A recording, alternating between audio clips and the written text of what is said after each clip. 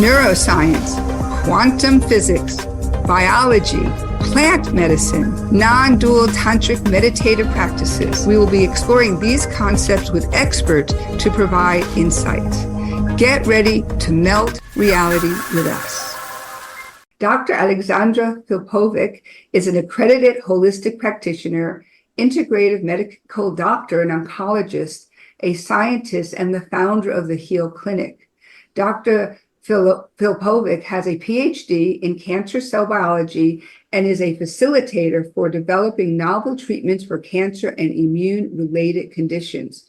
She describes herself as a modern medical woman because she integrates Western medicine and research together with other holistic modalities to address the whole person. Dr. Filipovic Heal sessions help people with cancer, chronic symptoms, and those seeking general health and wellness learn the tools to heal their body, mind, and spirit so they can thrive. We will speak with Dr. Filipovic about how the mind and body collaborate or conspire to create illness or well-being and address some of the blocks we are facing from truly living vibrantly. Welcome, Alex. It's so good to have you here. We always love to explore how the mind and body sort of affects reality and that the mind-body connection. And it would be wonderful just to start with an early memory of what it attracted you to understand this work and also what led you into cancer research and oncology. And so maybe we could start there. Definitely, yes. Well, first of all, Jody and David, thank you so much for inviting me to your podcast. It's an absolute pleasure and honor to be here, and I'm excited for our conversation. And thank you for that beautiful introduction. So the first memories of why I am now fully immersed in mind-body work, it really is. It isn't a memory of the connection between the mind and the body. It's actually awareness of how disconnected I was with my own body. And then the memory of the process of reconnecting and all the gifts that came from there. So that's really the best answer I can give you to that question. And then how I got sort of dropped in, or how I landed where I am currently, integrating all of the aspects of the clinical and the translational research and drug development and holistic healing work, really integrating that mind-body aspect of our being into all aspects of life. It came from a personal journey and a personal experience. The interest in science and medicine came from my family of origin. My mother is a medical oncologist, and my father, who recently passed, was a medical nuclear physicist. And my entire childhood was really an immersion into science and medicine.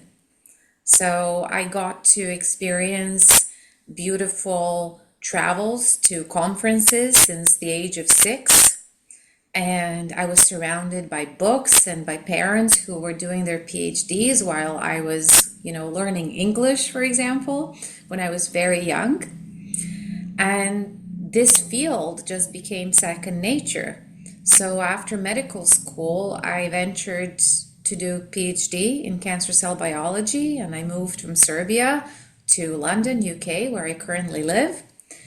And then things came full circle after my PhD and postdoctorate studies, where I worked on discovering novel therapeutic targets, learning how to develop new medicines, and how to work on discovering biomarkers and how to validate them and develop them for clinical use.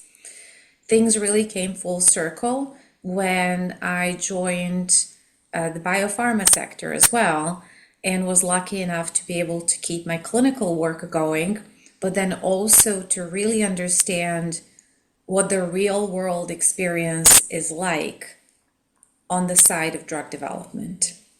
So I feel incredibly fortunate to really work as I do and to live as I live, because it allows me to express myself as a clinician, as a scientist, as a drug developer, as an entrepreneur, but first and foremost as a human being, and to really integrate at a very fundamental level spirituality and the mind body connection in all of those aspects of work and being.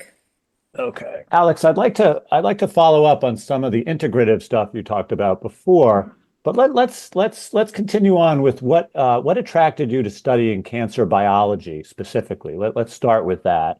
What have you learned about cancer cells and what got you interested in Yeah. becoming a cancer biologist? Oncology really represented a science that I was deeply interested in. Again, the foundational years came from my primary family of origin because I got exposed to all things oncology from a very young age. And I found that it was the field that was really developing quickly, that it held a lot of promise for the future, that we could help patients in a really profound way by studying cancer cells, understanding more about them. And I saw that there could be a lot of value in both addressing oncology from the clinical and from the research side, because it was very obvious to me how those two seemingly different sides of medicine actually are integral to one another. So that cross-fertilization between the clinic and science was something that I was incredibly curious about and that I actually wanted to experience myself. And it hasn't disappointed because how I work in clinic is fully informed with everything I do in science and drug development, and then vice versa. So I see those two aspects of my work as really two sides of the same coin. And I was very excited about oncology. And then I started to learn more about the field and really the story that accompanies oncology as a medical science and as basic science, if you would, as cancer cell biology. How did cancer arrive on this planet? What happened? Where did it get its name? What does oncology as a word mean? Because we don't really get taught that in medical school, to be honest. We're left to be curious about it later on and to inquire.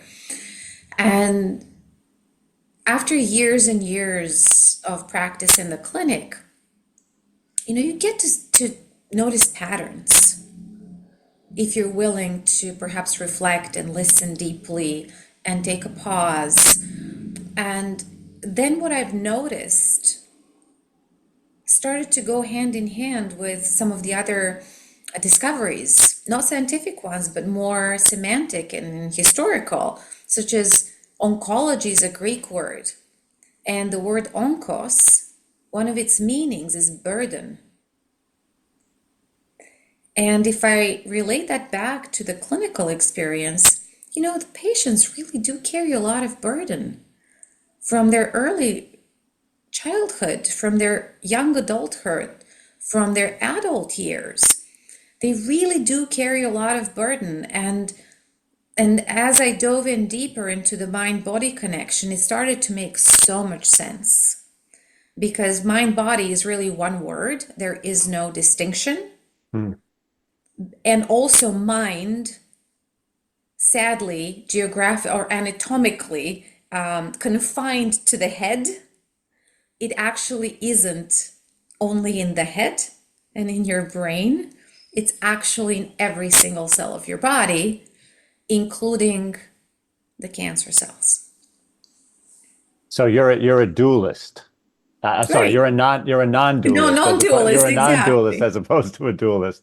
Oh, that's great. That's wonderful. And I was going to ask you, I was going to sort of make the observation that it's very unusual, at least in my experience, to find a physician cell biologist pursuing some of the activities that we're going to talk about today. And I was going to sort of ask you to comment on that, but I think you just you just did. I guess you're telling us that after you learned all of your basic science and started to apply it in the clinic, you started to become aware of these patterns. And that's what got you into these more psychological areas of the mind and as well as the body. Yes, and the and means that the critical component to this was also my personal journey. And it wouldn't have happened had I not chosen to go through my own story the way that I have. And what that means is in 2016, I too was delivered a diagnosis, not of cancer, but of autoimmune disease.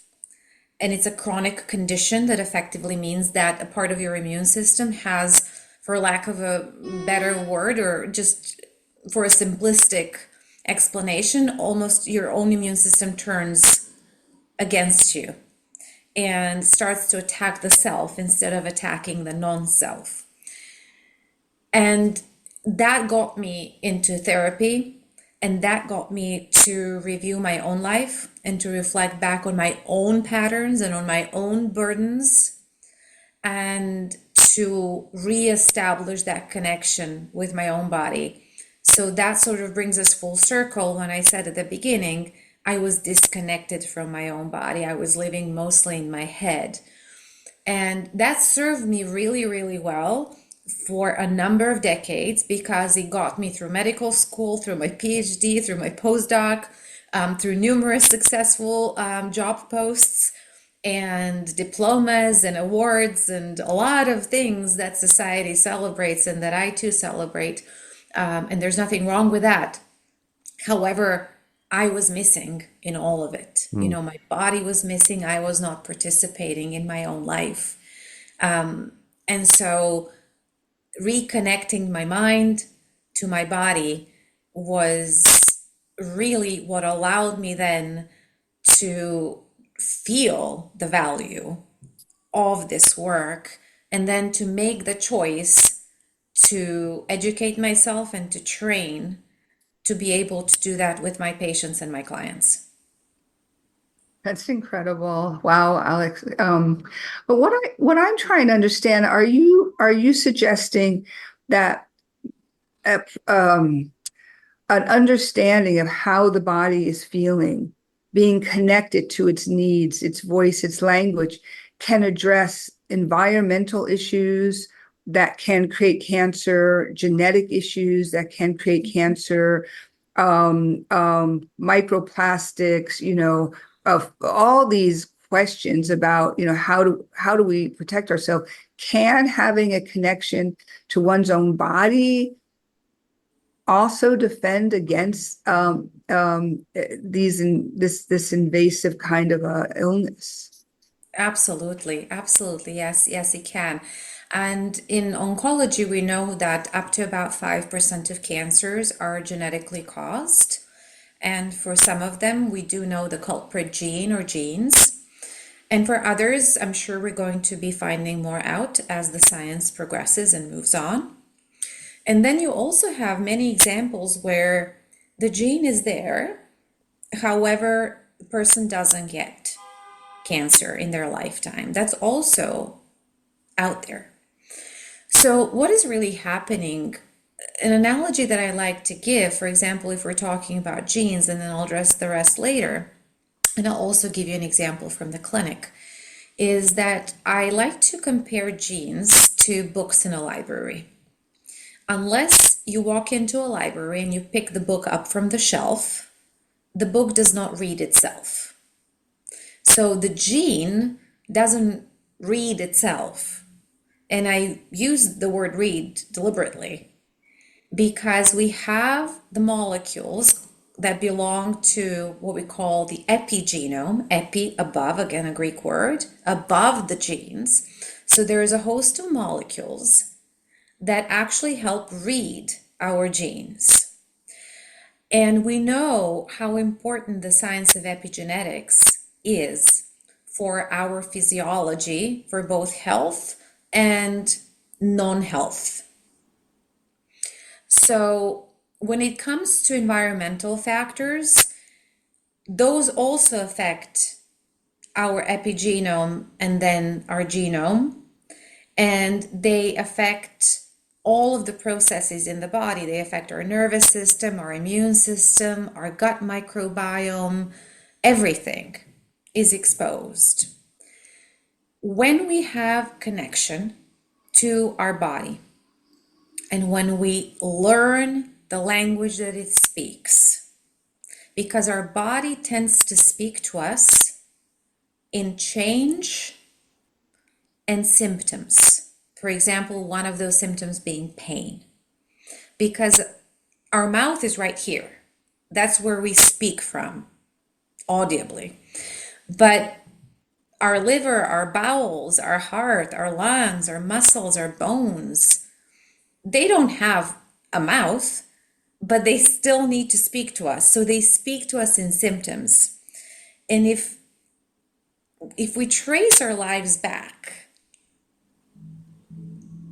and if something has happened, for example, a diagnosis of cancer, or a diagnosis of an autoimmune disease, or a really big skin breakout, or a really nasty infection, whatever it may be, or a break, it doesn't matter. If we carefully trace some time back from that event, we will probably be able to notice that there were some more subtle messages from our body before the actual big thing happened. It's just that we're not as attuned to notice those subtle cues from the body, not only to notice, but to trust them and then to act on their messages. So what that can look like is I walk into a room and it's full of people smoking. And I cough and I cough and I cough and I cough, but I don't leave the room. And that's a really simple, small, basic example. But if you don't notice messages from your body that tell you, I don't feel pleasant here, there's something here in the environment that doesn't work for me, or I'm eating something or drinking something that doesn't work for me, that's not aligned, that's not in resonance, then we continue doing that something for years or decades on end, and ultimately our body needs to get our attention by a more serious diagnosis. And I'll just revert back quickly to an example from my clinic. So I had a patient who was diagnosed with breast cancer in her late 30s, and she had the mutation of the BRCA2 gene. Her father had previously passed of pancreatic cancer and was carrying the same gene mutation. Now, when her and I dove deeper into the mind body work and into holistic healing, one of the questions I asked her was, so what did you say to yourself when your dad died of pancreatic cancer and she was at the time 10? And she said, I told myself that I too was going to get cancer and die from it. Now, I'm not saying that that's why she got it and ultimately passed, but our belief systems have a profound impact on our physiology, on our behavior, on our emotional state. They actually have this multifaceted architecture that is very, very physical. Cognitive component, behavioral component, emotional component. And as I've learned in one of the modalities called neurosomatic intelligence, our belief systems are neurotags. So they actually send a cascade of signals through our body that ultimately inform our being. So that's just one example from the clinic, but the mind-body connection is absolutely crucial. I guess we've all had our own examples, or we've heard people say, oh, I don't know, I just had a gut feeling, or I know it in my bones, or, oh, I don't know, I just know it in my heart. Well, that's because you do know it in your gut, in your bones, in your heart. And I Hmm. love something that Deepak Chopra says, for example. He says your gut cells, he uses them as an example, have not yet graduated to the stage of self-doubt. So that's that, that's where the difference between knowing and knowledge comes in. Your body has a knowing. It is very profound. So that's absolutely incredible. So, it seems as though you mentioned 43% of your patients' resiliency actually address a cancer. I can understand. I mean, it's super complicated. There's genetics, there's environment, there's, as you said, this cellular messaging and messaging that takes place. How do you help your patients address a cancer diagnosis? Right. Well, the statistics are really not mine. It's something that's out there from years and years of research and work and meta-analysis.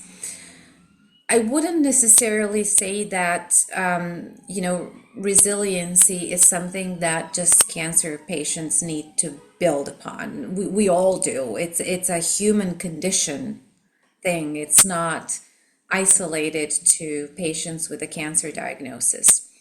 Every patient is absolutely different.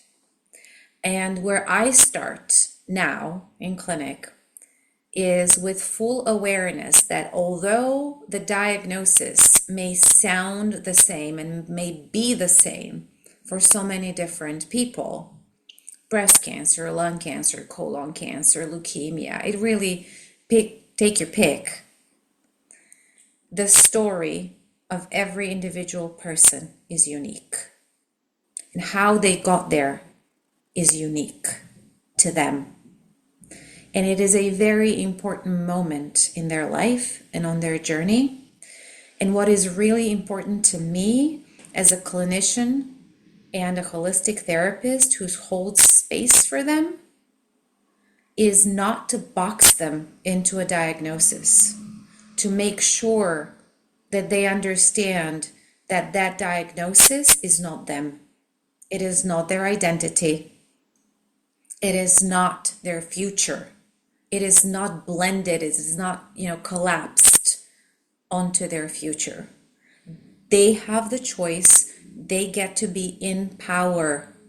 And therefore, as we build resilience in our work together, the crucial aspect is that the patients get re-empowered, that they take back their power that they may have given away, which could have contributed to some physiological states that created a body state which gave permission to cancer cells to form that density.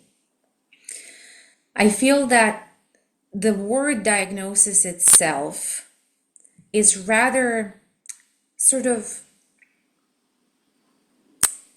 terminal. And I don't mean terminal in a state of it's a terminal disease, not at all, but it's rather final. It's almost comes with its own full stop. Well, no, absolutely not. And in holistic healing, it may be a little bit more wordy, when we describe what's happening, but I prefer a description to a diagnosis. So it is an experience of a suboptimal function of a certain organ, or an experience of a cellular density currently present in that organ. And when we use those types of descriptions and words, it actually allows for this not to be a permanent state or something that has to keep coming back. Not at all. It is something that the patient gets to move through and out of. And then the other aspect is that I don't presume anything, or I at least try not to. Try to check myself to make sure that I'm not presuming things. And to ask that person, so what is important to you? what does healing mean to you? If you could have your ideal path forward, what would that look like? Why do you think this has happened?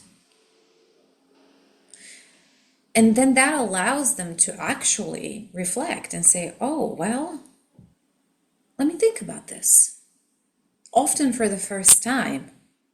And and that's the point of reconnection. That's when we start reconnecting. And I always like to, when I ask the question, I like to tell my patients, allow this question to enter an elevator in your head. Let the question press the going down button and let the elevator drop into your heart space. And then let the answer come from there. That's great. And so I think really what you're talking about, correct me if I'm wrong, but it's your heal approach. Health, empowerment, awareness, and love. So talk to us for just a few minutes about sort of how, so that's a great segue into sort of how you use your heal approach to work with a patient. Right. So it goes hand in hand with the standard of care or with clinical trials and any other medical interventions that are indicated. And the heal approach is really very supportive, and it utilizes many modalities of working with the mind-body connection in a very organized framework and in a very personalized way. It's sort of the ultimate personalized way of working because there's no one session that's the same. It's always guided by the patient, by the client, and by their own system and what they bring forward. And when I say framework, what I mean is that there are these 6 steps that we tend to explore in the heal method. So we really get curious, firstly, about the belief systems that I've touched upon earlier, that are not only around the health and illness, disease, but also just in general beliefs about life. And those can sound like, I am not worthy of getting good medical care, or I am very worthy of getting great medical care. I am worthy of healing, or not. I am worthy of having an easy life. It is okay if good things come to me easily. I am allowed to rest. Many, many, many different belief systems, and we explore those as we go along. And that sets the scene for us to really dive deep into the connection with ourselves.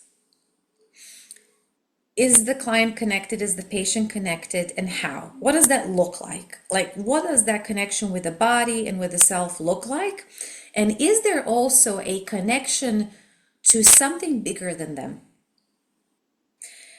So this is where we tap into spirituality of their own understanding, which is really important, because for someone, that something bigger than themselves can be a redwood tree. For other people, it is God. For other, it is the universe. For someone else, is their dog that represents that beautiful spiritual collection. It does not matter. But what is that? Can we really, really tap into that and cultivate it? Then the next step we move through is really looking at all different areas of life.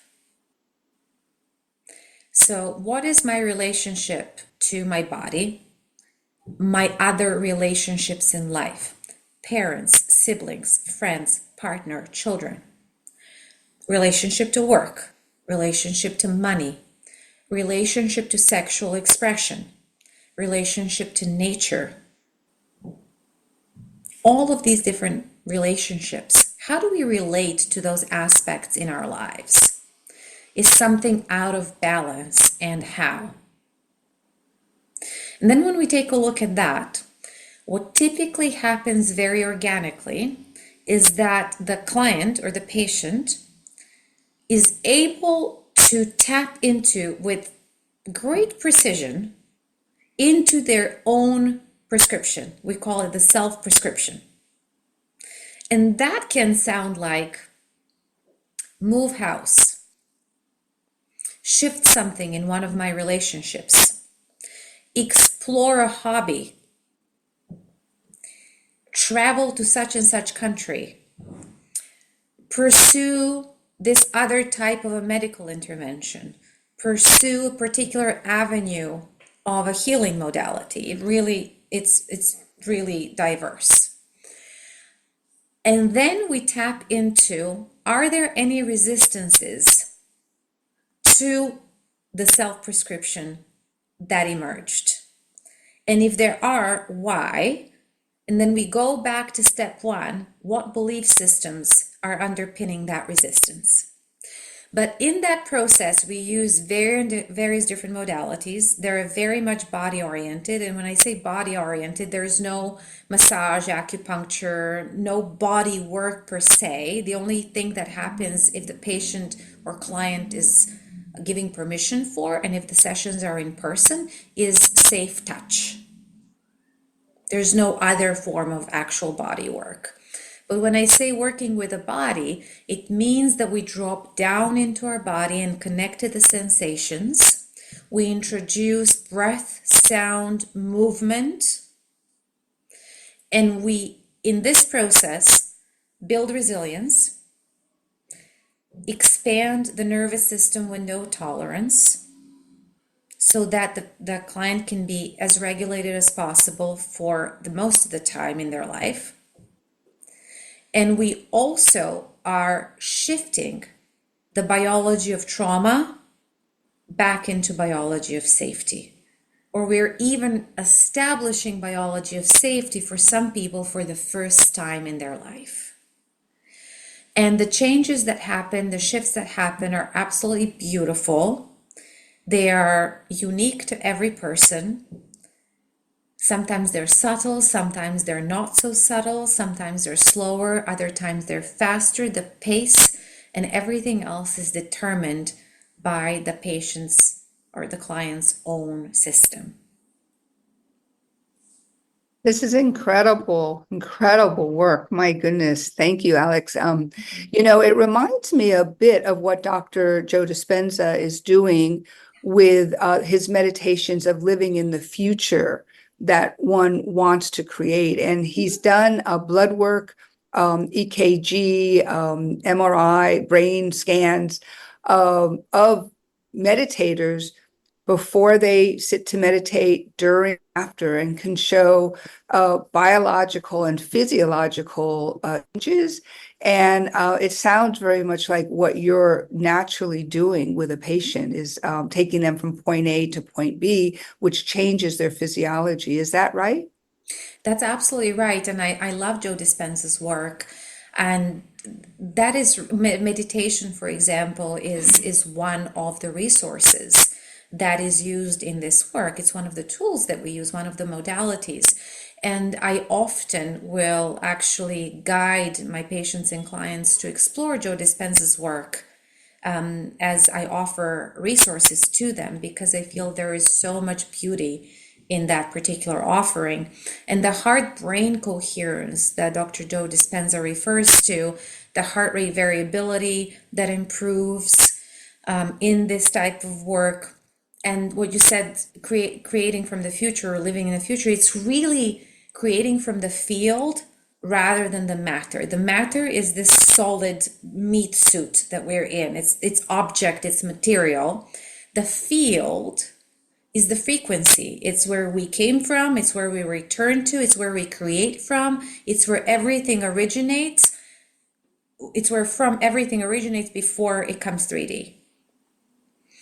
And it is really, really a beautiful process. In addition to meditation and guided processes that allow the client to really drop in deeper, because when it's guided, if there is safety, and that's the ultimate goal, is to create safety, then the person is held and they can drop in deeper, and then deeper things can be revealed and come to the surface as well. And oftentimes we also work what we call with our parts, using inner child work, internal family systems, which are some other modalities We also use somatic experiencing, which is a beautiful way, and also polyvagal theory that really addresses the patterns that our body just got used to, like shallow breaths, raised shoulders, tense muscles, tightness in the neck, in the shoulders, and the back, and reflux, issues with bowel movement, anything and everything, like those symptomatic physical representations of the states of our nervous system, and thereby our immune system, and thereby our entire physiology. We work with that. We also, this work also gravitates quite a bit using John Sarno's teachings. Tension, migraine, growth syndrome. The back expert. Yeah. Exactly. So he has the book called Healing Back Pain, and then also the Mind Body Prescription. It doesn't refer only to back pain. It is so far, it is so broader, so much broader than that, and is really about neurocircuitry reprocessing, not only of pain, but of other symptoms as well. And understanding that we need to, I personally, as a medical doctor, am here to hold both hands and to not work in an either or capacity, but to really adopt the both end approach. So I will run tests, I will do scans, I will rule in or rule out an actual physical condition, a structural issue. And then we will also work integrating these beautiful mind-body techniques, which every single one of us can have access to and has the power to utilize in the way that serves them best in any given moment. Wow, it's such an innovative and multidisciplinary practice. It must be very, very rewarding for you to work with your patients. Yeah. It is really beautiful. But rather than being innovative, I actually feel that it's very ancient. Yeah. And that we are now remembering it. Yeah. As a collective. No, that makes sense. So before we go, we always like to ask our guests about the ego. It's a concept that Jody and I are very interested in, and how the ego impacts our lives. So what is your view? What do you think the ego is, and how do you feel that it can affect one's health and well-being? Well, I gravitate towards the Jungian understanding and teachings about the ego. So I don't think that the ego is the bad guy at all. We have the id, the ego, the superego, but the ego itself is really something that we really need as humans. We really need it. We exist in a body, we exist in this dimension and on this frequency, and our egos are incredibly important. It's the reality principle, right? That's what It Freud, really is. Right. It really is. The ego sits at the junction of the inner and the outer. It is very aware of mostly those conscious memories, and it tends to work beautifully with thoughts, sensations, emotions, and can give us a framework for this human living. So I feel that the ego is really important for us as humans. I think what is important is to understand that the ego and the self are different, and that the self is much bigger than the ego. That could probably take us a whole podcast to talk about. I love that, the self versus the ego. Yeah. That's great. That's great. So thank you so much for your time today. It's been a pleasure, and it's been so interesting. Is there anything else you want to share with us about what you're up to, your work with your patients in your community moving forward? Anything about what's next for you? Absolutely. Yes. Thank you for that opportunity. Well, we've just had a privilege of speaking about this integrating medical care and holistic healing at the United Nations General Assembly in New York. And I didn't do this alone. I did this with 3 other colleagues, one of whom you've had on your podcast as well, Dr. Anna Yusim from Yale. And it's really beautiful to see that this work is getting recognized more and more, and to also feel the receptivity of the medical community and the acknowledgement of how important this is, both from the standpoint of colleagues and certainly from patients. So I'm really hopeful that this type of work is going to continue to grow and to really establish itself as a fundamental pillar of medicine and healing. Wonderful. Wow. Well, that's terrific. And we'll link to whatever we can find in the show notes, so our listeners can sort of get to your work in that way. Absolutely. Thank you so much for joining us today and for the fascinating discussion. Thank you both. Great opportunity.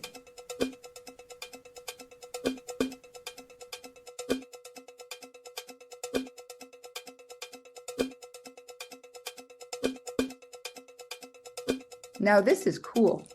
The music you have been listening to is actually my consciousness in motion.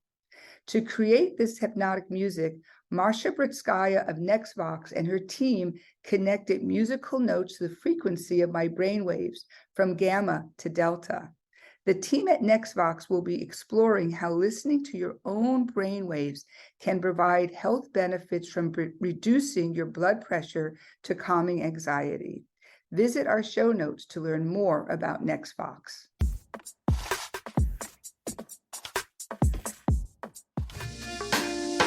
Exploring Reality Maybe is written, produced, fact-checked, and edited by Jody R. Weiss and David Schwartz. Research support is provided by Semicolon Connects. Music produced by NextVox.